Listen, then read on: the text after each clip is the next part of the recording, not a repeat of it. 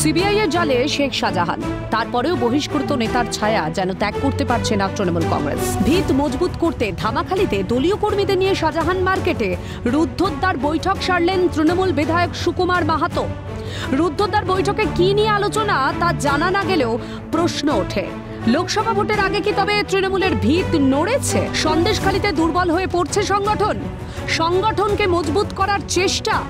অঞ্চল থেকে ব্লক সংগঠন একত্রিত হয়ে কাজ করছে, দাবি তৃণমূল বিধায়কের। দেখুন, ভোট পরিচালনা করে সাধারণত বুথ সভাপতিরা, যারা বুথ লেভেলের কর্মী, তারাই কিন্তু ভোট মানুষের কাছে গিয়ে বাড়ি বাড়ি গিয়ে ভোটটা নিয়ে আসে। এখানে আমাদের একটা অঞ্চল সংগঠন আছে, ব্লক সংগঠন আছে, সবাই একত্রিত হয়ে কাজ করছে।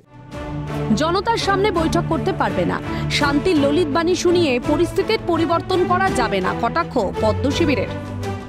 তৃণমূলের রুদ্ধদ্বার বৈঠক, সেখানে ও দরজা খুলবে না, রুদ্ধদ্বার দরজা বন্ধ করে বন্ধই থাকবে। ও রুদ্ধদ্বাররা বৈঠক করবে, তো আমরা কি করবো?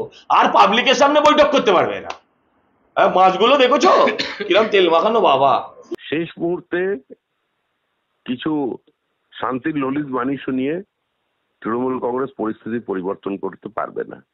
মানুষের সংঘবদ্ধ জনরোষ আছড়ে পড়েছে তৃণমূলের উপরে। এই জনরোষ স্বতঃস্ফূর্ত, কোনো রাজনৈতিক দল দ্বারা প্রভাবিত নয়। মানুষ তৃণমূলকে সন্দেশখালি থেকে সরিয়ে দেবে। গত 2 মাস ধরে মুখে মুখে ঘুরছে শেখ শাহজাহানের নাম।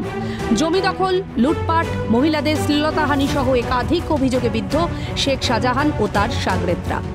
অত্যাচারের কাহিনী জেনেছে গোটা বাংলা তথা দেশের মানুষ। সেখানে ড্যামেজ কন্ট্রোল করা কি এতই সহজ? ঝুলি ভরবে তৃণমূলের, নাকি এই ইস্যুতেই ব্যাটিং করবে বিরোধীরা? উত্তরের জন্য সময়ের অপেক্ষা।